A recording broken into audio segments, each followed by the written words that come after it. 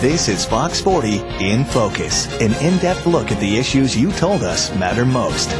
Welcome to another edition of Fox 40's In Focus. I'm your host, Lonnie Wong. This year has not been a good one for charitable organizations to help people in need. As the economic downturn continues, less people are able to donate their time and money to charitable organizations. And beyond that, as the unemployment rate skyrockets, there are more people demanding services. We're now inside the Salvation Army warehouse in Sacramento with Major Douglas Riley, and you're in charge of the region, right? Yes, the Del Oro Division, which covers most of Northern California. Of course, we see a lot of activity behind us now. What's going on in the warehouse right now?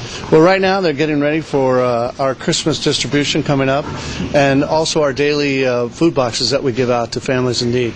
And we see a lot of food behind us. Who donates this food? Where do you get the food to pass out to people? Well, some of the food is donated from our partners that help us and collaborate with us to help feed the hungry.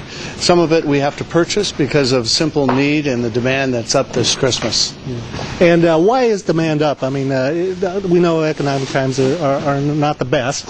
Obviously, these times have challenged everyone, including you and me, and these are times when we all need to gather around and help out. And because of these difficult challenges, people that normally would donate to the Salvation Army are now actually coming to us for help.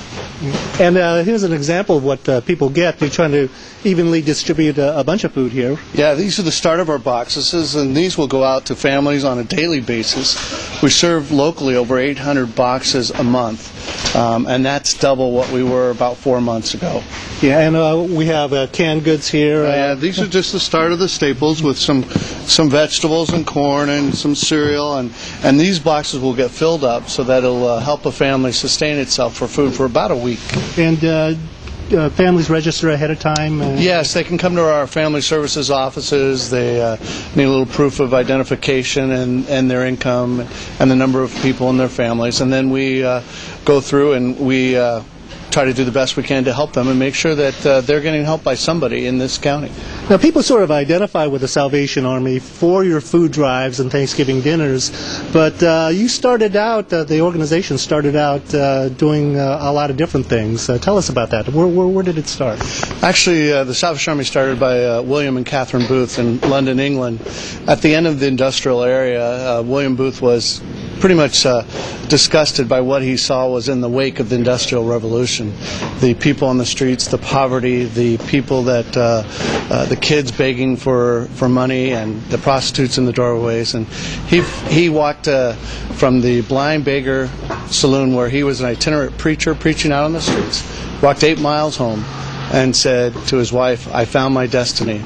And the Salvation Army began its work right then.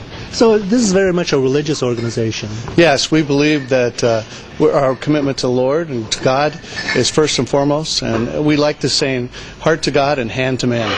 Tell us about the uniforms and the sort of military structure of the Salvation Army. How did that start? Well, in those early days of the Salvation Army, the organization grew very fast. They started to come up with a saying. They called us originally the Volunteer Army, and which William Booth's son said, "No, I'm not a volunteer. I'm a regular. I'm a regular, or I'm nothing." And that's where we started wearing the uniforms, and the presence of a quasi-military structure formed, because the Salvation Army grew so fast in the early days of its existence, and now it's in 117 countries around the world. And you provide a lot of services, among them not only to adults but for kids. We're going to go to another part of the warehouse here and take a look at some of the other services you provide. Okay, we're in another part of the warehouse now, and it almost looks like a toy store in here with all these bicycles. Yes, it is. These are hopefully toys that will bring smiles to a lot of kids' faces this year. Now, that's what the Salvation Army is known for as well, is servicing families and the Christmas toy drives. These aren't part of the toy drive. This is sort of a year-round effort with the bicycles. But why do you think it's important to kind of bring joy to kids' faces? Well, you know, people of all ages come to us in need. And certainly the ones that tear at your hearts the most are kids. And it's wonderful to be able to bring a smile to a kid's face at Christmas time with a toy. They don't know the difference in our economy as we do. They don't feel the impact as much as we do. But if you can bring a smile to a toy, with a toy to a child who would maybe not get one this Christmas, I don't think that there's anything better than in life that and reward your soul for that. We see stored in this warehouse your signature red barrels. When people see the red barrels out, a lot of people kind of know what it's all about, right?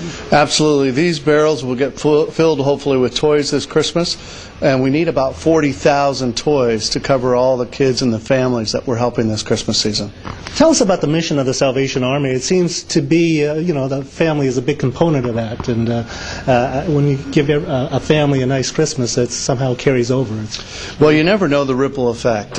People that you never would have thought have ever been touched by the Salvation Army years ago, somehow they were touched by a Christmas morning receiving food and a toy from the Salvation Army. Those stories we hear over and over again, and they have instituted that kind of Thanksgiving for that Christmas to their children. And so we see it year after year, generation after generation, where people are touched by someone's little act of kindness. And you have a lot of volunteer organizations that actually repair toys. You don't necessarily get new toys all the time, and those volunteers play a big role in getting kids what they need on Christmas.